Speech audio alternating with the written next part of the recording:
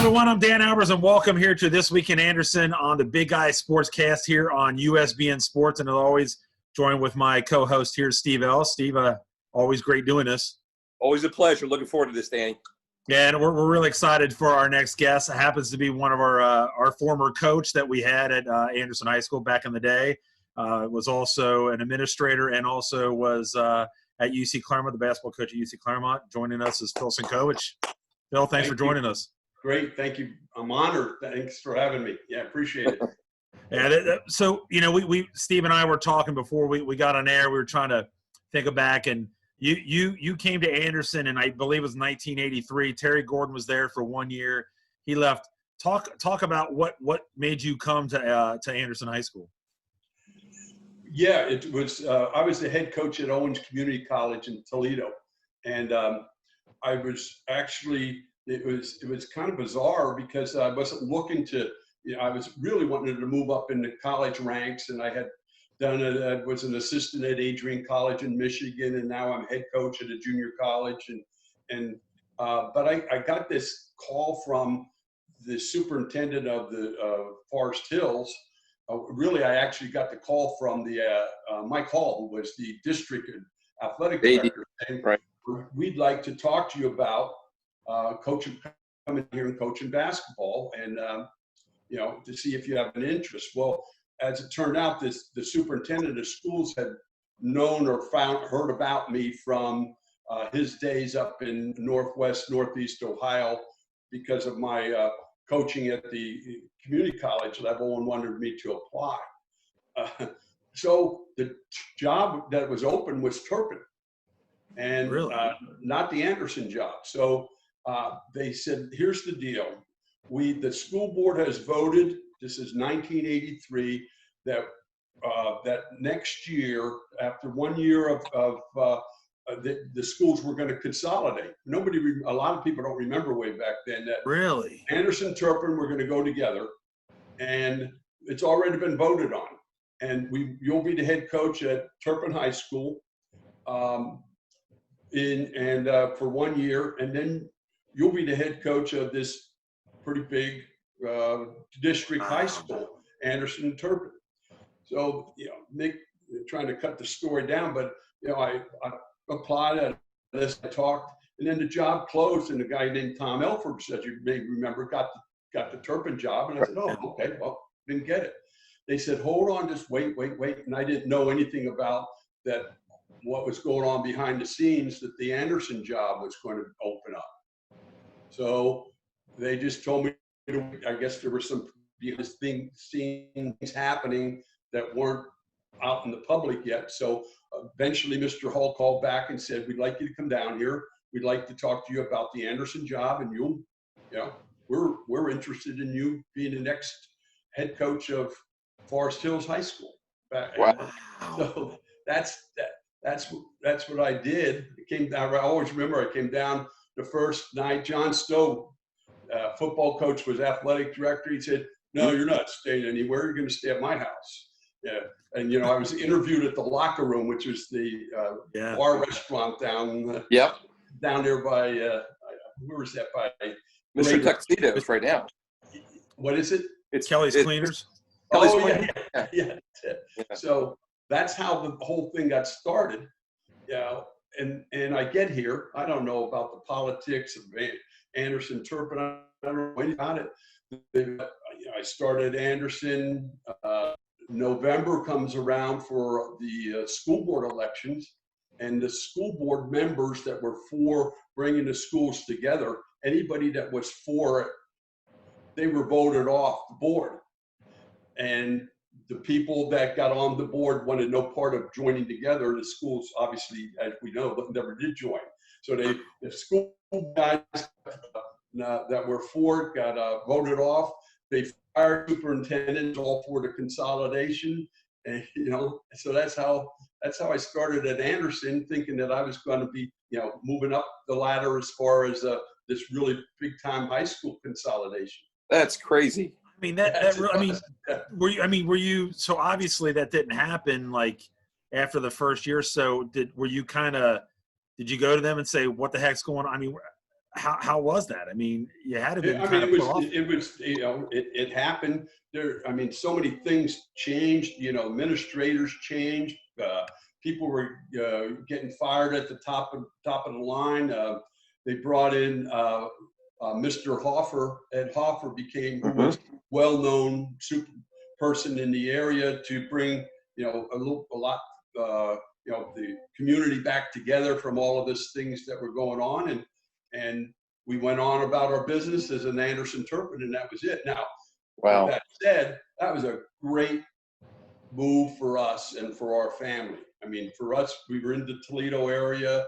Our kids were in elementary school, and we spent the rest of our, we've been here ever since and have loved it. So, no, we didn't get to, make any changes. And then, as we'll hopefully talk about, we went on to the University of Cincinnati Claremont stuff.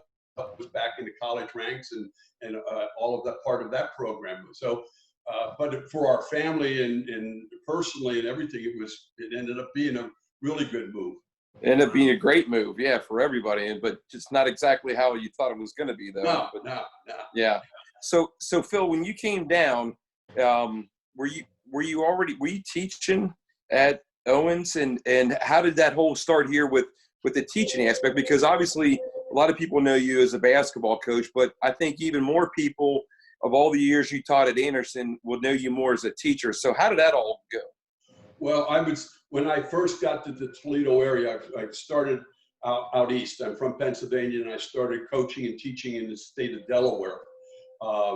Just an unbelievable situation. I was 21 years old, and the head coach of the coming head coach, he left for another job. I became the head coach of a high school basketball team that's 21. So I'm the youngest head coach in the state of Delaware. And I know you had Sully on a couple weeks ago. And I was listening to him talk about how, it's that youngest soccer coach. But so we moved to the Toledo area, and I was the head coach at Sylvania Northview High School. And but because I wanted to move up, I stayed there teaching, but I went to Adrian College in Michigan, and then I was at Owens. But I was always teaching psychology, sociology, some American government. I still kept my teaching job at Sylvania. So when I came here, it was a natural thing. I started teaching. I was teaching psych and soc, American government. They had a course called. This is. I'll have to make sure I say this right. They had it called Dating, Marriage, and Family. Was Danny a guest speaker of that? There are a lot of guest speakers in that. Dating, Marriage, and the Family. It's like now they call it sociology or whatever. But right. Wow. I didn't even understand until later on what the kids called it. And I don't know if this is for air time. It's that instead of dating, marriage, and the family, they call dating, mating, and fornicating. Okay. So we'll have to cut this off the air now, right? No, we're keeping it on. It's on. So I taught psych and soc, and I love psych and soc. I taught it out at UC Clermont at night. It was I had great students throughout. You guys, I know you were in my classes. Did I pass? You were questionable. Question. Well, hey, Phil, you were voted Teacher of the Year, most favorite teacher from the students many, many times over the years because your classes were so fun. I mean, and what did you have, like Jeopardy Fridays, or everybody got involved? We had a lot of different things. Yeah, we had a lot of I taught in like a college Psych 101 class, so you were and the students were interested because this is something that they it wasn't like a Algebra 2 or a world history. It was something that they were something new and something exciting. So that was fun. Yeah. And I was lucky. Sandra Coleman and I, who was obviously a great teacher. Her and I held that award for a number of years. Yeah, fighting back and forth.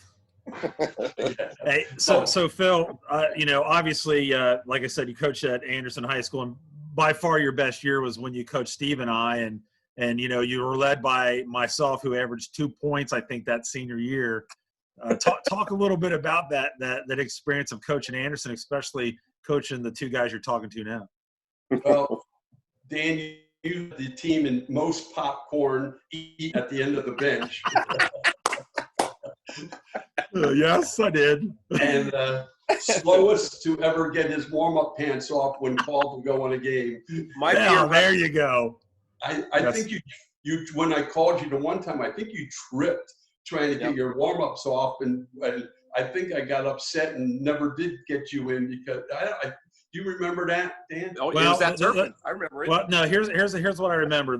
I never took my warm-up suit pants off because I knew I wasn't going to play, so that's why I kept them on all the time. And there was a game that everybody was in foul trouble, and you were getting desperate to put somebody in, and you just motioned down to get me in. And I couldn't get my pants off, my warm-up suit pants. And I will never forget looking at Mike Hoskins, and he's at the free throw line. He's bent over with his head down, and he looks up and he sees me. He sees I can't get my pants off. He starts shaking his head like, I cannot believe this is happening. And I got a standing ovation when I came in the game. Yes. Yeah.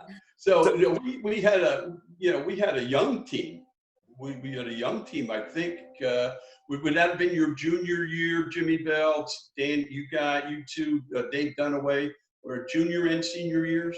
So you had us junior and senior year. But we had like Ty Burdick and Cummings and Mike Manassi. All was below us or above us. Well, I remember and I didn't, like I said, I knew the rivalries and didn't know a lot about everything, but I always thought the McNick Anderson was the biggest rivalry for us. First game of the year. First game of the year. You played it on Thanksgiving Saturday. Yes. Is usually when that happened. And probably one of my best moments, my first year was first game at Anderson. We beat McNick in the opener on that time. But nice. Another, you're talking about you guys, that was your junior or would have been your senior year when we pounded McNick on that senior year, right? Yep. Yeah. And I was looking up stats on that, Steve, and tell me what was the highlight of your day in that game. Do you remember? Making free throws? Absolutely. I was 10 for 10 from the line. 10 for 10 from the free throw line. 16. And just so people know, that is absolutely shocking. He's the worst free throw shooter in the history of Anderson High School. Anytime I've said that. Anytime that I've gone out and been with him and said he was one of the best leaders and point guards that I ever coached, but he could his free throws. So when I saw 10 for 10 against McNick. Yes, sir, buddy. I was looking at that article. That they said that was the worst, most lopsided loss for McNick in a number of years. Their last biggest one was against Elker. Yeah, and he had gone to the state Final Four the year before that. Yeah, and then we freaking go over there and lose to him, get upset later in the season. But that was Danny's fault. So that was my fault. Yeah, I might have got teed up. I might have got teed up at the end of the bench. You didn't have enough popcorn, probably. So Phil, talk a little bit about how you got started with UC, with Claremont. Well, sorry, Dan. Yeah, no. Like I said, I was teaching in the evenings out. I was teaching psychology out there, which I really enjoyed teaching the college out there. And the dean of the college said, "Listen, we're talking about this was 1990. We're talking about starting a sports program, and we're talking about want to start with men's basketball, and we'd like to talk to you about it." So. That's how it started. So the following year, all they didn't have really anything. They had a club tennis team, which played against a couple other clubs. So we said, let's get it started here. Put a plan together and tell us what you're going to need, what's going to happen. We had no gym out there. We didn't have any uniform. We didn't have a mascot name or anything like that. We didn't have school colors. I mean, there's nothing. No players, no anything. So that's probably an unbelievable experience. If you could just imagine that we all say in our lives, I'm sure that if I could do it my way, if I could do this, here's what I would do, whether Right. jobs or whatever. And so that happened. We're able to start from the beginning and build a program and start a program out, which was, at the beginning was, pretty tough, but it's gone a long way since there, thanks to a lot of people. Yeah. It's come a long way. It's incredible. And just the sacrifices that, you and all the players had to make, for practice and for games. A lot of people don't understand how easy it is, nowadays. Well, like we said, we didn't have a facility, so we had to beg, borrow for places to practice and play. Right. Which we played at Glenesty and Amelia and Batavia and Anderson and Turpin and Loveland. So we were all over the east side. Yeah. Then I think a couple years into the program, we got hooked up with the main campus. They said, listen, you're part of the University of Cincinnati. You can practice at the Shoemaker Center. So Nice. that what ended up being unreal because Coach Huggins, and they were right in the prime of everything. So the Bearcats practiced from 3 to 6 every day, and we followed from 6 o'clock to 8 o'clock.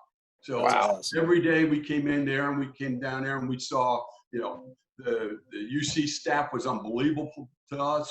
At the beginning, they gave us everything. We named ourselves, way at the beginning, we said, okay, we're going to be red and black because all of our hand-me-downs were from main campus. We said we're going to be Cougars because they were Bearcats, so we could use kind of model off of the Bearcat logos and symbols and all that stuff. So you weren't. So you didn't have you. So when you were doing this, you didn't have a name yet? Like we had nothing. We had no. They had nothing out there, so there was no logos, no mascot, no anything, no school colors. We had all kinds of campus activities to and where you could select or not nominate or put it in names, but we kind of controlled that a little bit what it would be. What was that? Who were some of the players that you had, Phil, that I mean, especially from like the Forest Hills area, from Anderson, Turpin, that got to play for you out there at Claremont? Well, we had in the early days, we started. We had a number of Turpin guys: Gary Hardawig, Eric Miller, Scott Kinky. Scott Kinky. Forgot about him. Yeah. And I always used to say it because I wasn't a real big Turpin fan. I said, how the heck are we ever going to win with 3 freaking Turpin guys on there? So what about the Anderson guys? I think you had some guy named Frank on the team. The first year of the program. Now remember, we had no players the first year of the program. We went to Gus Mack. I had Bob Clausen, who was the coach at Glen Estee, and I ended up with Joe Moon, was an assistant with me, and who was at New Richmond and then came with us, and later Jim Booher, who was an Amelia coach. I had some great guys with me, but we went to Gus Macker tournaments in the summertime. We passed out flyers. We had all kinds of to try to get a team. Well, we put a team together, but by the semester time, and Steve, you could understand this type of thing, was a lot of these guys number of them weren't interested in the school type.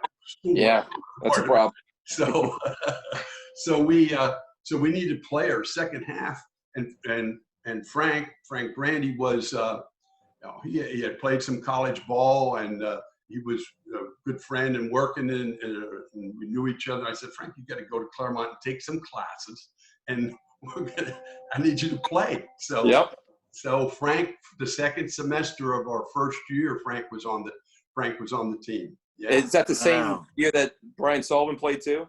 Sully played, and but he got hit in the nose and broke his nose and ended his career. But we had a guy named Chris Arrington. I think he was from Sycamore, wasn't it? Yeah, he was the best player on the team, and that's what Frank. Yeah, Frank said, that's my job. Just take the ball and get it to Chris Arrington. So, and that was the only year of the program that we didn't have a winning season. We had 9 wins that year, and then from then on, we had a winning record every year. So that's incredible. Really moved up from there. So you were able to first year. Here's a name for you. First year that we had on there was a guy named from Anderson named Ted Caudell. Oh yeah. No way. Remember that name? Yeah. Did We had a you couple really? we had a, Big yeah, Ted we had a couple Caudell. other guys. Chris Carletti played. Not Chris Did he Carletti. really? No, that's not right. Geez, what's his name? No, I can't remember. So here's what I'm thinking. He's married to Donna Sciano. PJ Sciano? No, he's married to the Sciano girl. Oh. I know who you're talking. Was friends with my brother, point guard. Yeah, he was good. Yeah, why he's going to be Played Carletti? football too. No, Or Carrie Carell, or what's his name? Carrie Corelli. something. Yeah, it might be Corelli. Yeah. Yeah, that's it. Yeah, Corelli. yeah, he played. Yeah. Now back to Anderson Turpin, not probably, but the best guy I think, and one of the best I've ever coaches. Played 4 years. Scott Nelson. Yeah. Mm-hmm. Turpin, and then was unbelievable for us for all 4 years. And he's in the Hall of Fame and Right. The rafters. Hanging from the rafters. So yeah. Yeah. That's great stuff, Phil. So let's talk about your kids, because you moved here. Your kids were in elementary school, and Danny and I helped you move to a couple different houses. Yeah.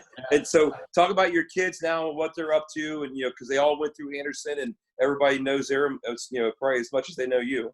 Right. Yeah. Well, I appreciate that. Yeah. When we got here, Jenny and Chris we started at Summit Elementary because we lived on Hilltree and Summit. Yep. And I remember I was young enough back then to participate in the Thanksgiving. The Gobbler Bowl. The football game there. Yeah. Nice. Yeah. Those were fun. Those were definitely fun, and they were. As I recall, the big guy, he would do one snap and then he was out of the game because he was so hungover, I think. So we started in Summit with our kids, and then we moved to Brittany Acres. So then they ended up going to Air, and then I can't remember the middle because they're so confusing. Forest Hills Junior High, or was it Anderson Middle? Right, exactly. That was all during that time. Yeah. All that stuff was going on. So they were there. So our Jenny and she's married to Kevin Biggery, and Anderson grad. North Carolina, Charlotte, North Carolina, doing well. They have 2 grandkids, or we have 2 grandkids. They have 2 children. Chris, who swam for Anderson, very good swimmer on some very good teams with Druso and a couple of those guys. And he had a swim scholarship at UC, and he's out in San Diego area with his wife and 2 children. And then doing very well. Youngest who played basketball, a little football at the end of his high school time, and he's in Chicago area with his 2 kids. So we have 6 grandkids, a boy and a girl. Each of them have a boy and a girl. So we have 6 grandkids and some pretty good places to visit. I was going to say San Diego and Charlotte and Chicago. Yeah, that's some good awesome. Destinations for you there. Right, plus the casinos that are in between those places. Oh yeah, don't forget that. So I'll tell you this, Phil, that looking back on it, and a lot of people, say you shouldn't do this, but boy, Matt had a great senior year in football, and Daniel will attest to that. It's one of those things like, oh man, I wonder what he could have done if he would have started playing earlier. He did. He loved that experience. He ended up being a wide receiver. I think it was a punt. Yes. Yeah, and he had a great experience because of his basketball being so involved with that. But then the senior year, he said and asked Coach Siriano, I know I'm a senior. I know, is there a spot for me? Which Coach took him in, and he did. He had a great year. He loved that. He sure did. Unbelievable. Yeah. He's on the field a lot. Yeah, he was. Yeah. So it was, he was with Rizzo and Wes Suter and a bunch of all his buddies. Joe Sherrill was probably one of the better backs at that time. Yeah, that's right. Good right. guy. Danny, how we doing on time? Yeah, we're fine. We're doing good so far still. Well, give them the 3 questions. Well, no, I got the real quick before that. So kind of talk a little bit about the progression of like when you first came to Anderson and things have drastically changed obviously since, back when we were high, but that progression and how the district is really grown and what it was when you first came until what you're seeing now. Well, like I said, I was there for a long time. I got there in '83 as teacher coach, and even though I left as coaching basketball after a number of years to move on to a couple different places, but I stayed as a teacher, and then after I retired as a teacher, I went over to the district office and was an assistant to Dr. Patswald as an administrator in the district office. So,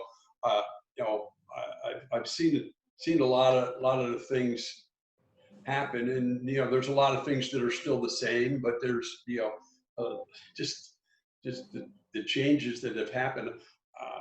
What you require teachers to do nowadays, and students to do as far as testing and all the responsibilities you have to get people prepared for the state testing regime is just unbelievable as far as what you have to be prepared for and what you have to do. Teaching has changed, I think, unbelievably from before. But we had some great people at Anderson and still do. I just saw Bill Harris's wife yesterday and asked about Mr. Harris. Mr. Harris was a great assistant principal. Absolutely. Legend. And asked about him and how he's doing, and he still participates in the communities with the American Legion Post and some of the things he did. Go back to like with your parents, Steve. Your mom and dad ran the boosters thing and the snack bar, concessions and all that kind of. The people that contributed. I think back to when we were in the gym at any time. You'd see Billy Ellis standing at one side. You'd see Ron Coleman, who was another real big booster. So the people that were there. I respect probably the most influential person in my life, and I know I had some rounds and rounds with them, but is Mr. Hall. Mike Hall, as our principal and leader. You couldn't find a finer leader or a man to model yourself after, and how the respect he had and what he did for the Anderson community. First class guy. Yeah, you had Andy Wolf and Teresa Gross, and you could go on and on with the people that have contributed to to the community. So and that continues on. Like I listened to your interview with Chris Newton. Chris Newton, you can't find anybody better. Best AD in the city. Best. Unbelievable. Yep. Best AD in the city. There's so much of that is still going on as far as the peoples and the people and the relationships. So I think that's, we had that back, going through all the way through. When I worked for Dr. Patswell, you couldn't find a man that was at every event, at every kind of thing, that was supportive of his teachers, of his coaches, of the kids in the community to support them. And that's still there across the board. That's for sure. Right. And if you look at it right now, look at us right now talking. You're our coach. Back then, we still get along with Frank Brandy's. Younger than all the whole. It's like it's just a tight community. And it's pretty obvious over the years that's right. what it is. And I listened to all your previous podcasts, and I think that's a theme that you're seeing from whether you have Brian Sullivan or Dan Varner or whoever you're talking about. And you could, I'm thinking about some of the stuff that they talked about, and you could talk to Newt for 2 more hours. Absolutely. Or you could find stories about how different ones supported the kids and supported their community and did so many different kinds of things. It's unreal. Yeah, it's great. Yeah, it really is. So we hit the 6-minute mark, so we're getting there. So Phil, we're gonna get you with the last questions we have here, and we always try to end something kind of special. We want to know your favorite memory as a teacher, as a coach, and then also as a parent. Oh, wow. Well, Coach had it been when I scored against McNick, that's, and Jimmy Bell actually passed the ball. that Jimmy Bell basketball, that should be everybody's memory. Yeah.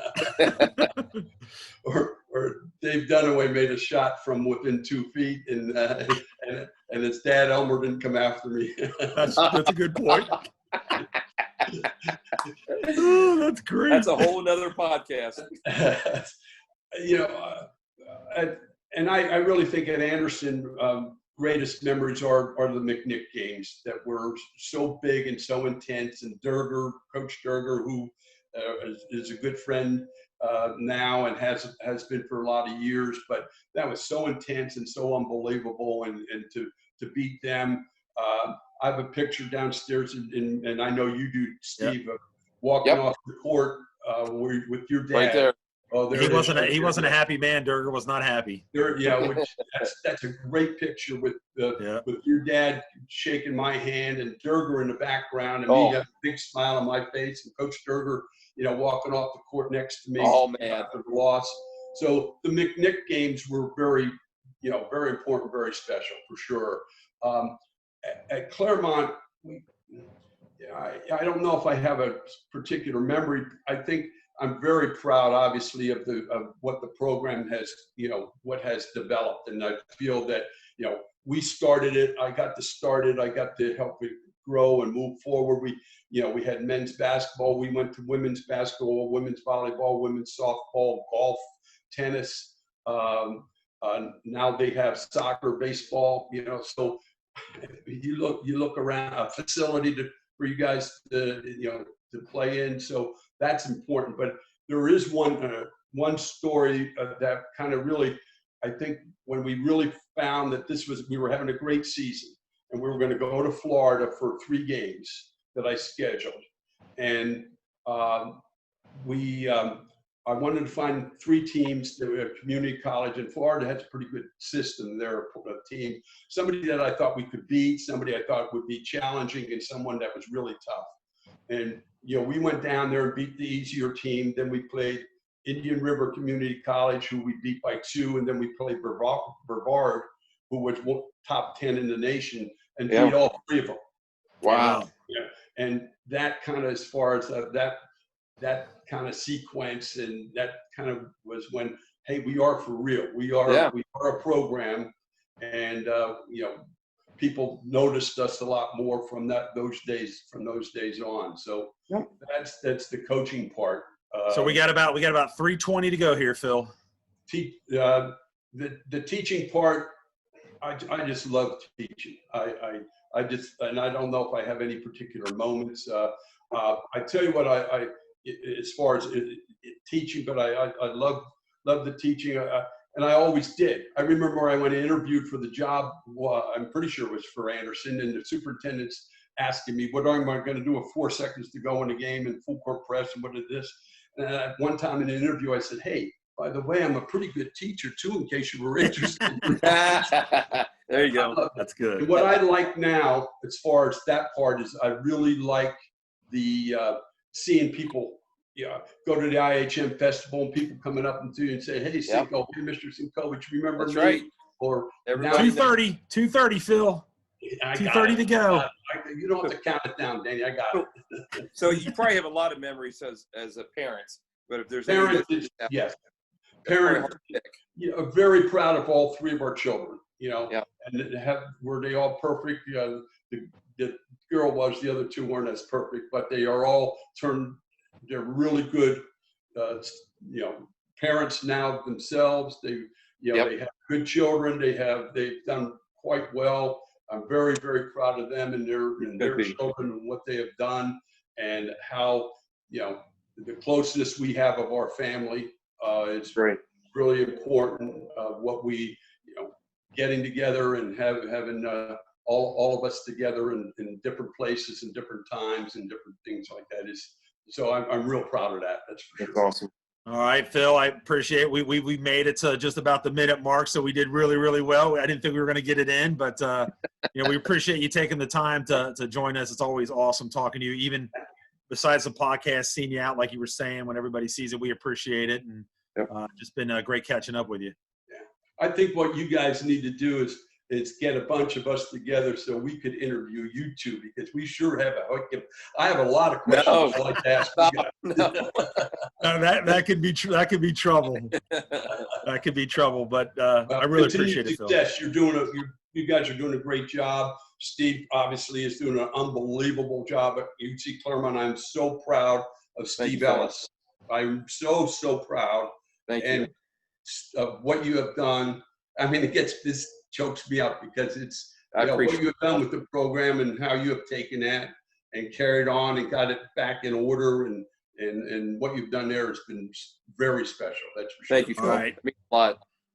Thanks, Phil. We appreciate it. So we're going to wrap it up here. We're getting ready to end. So for Phil Sinkovich, Dan Albers, and Steve Ellis, you've been watching This Week in Anderson. We'll catch you next week.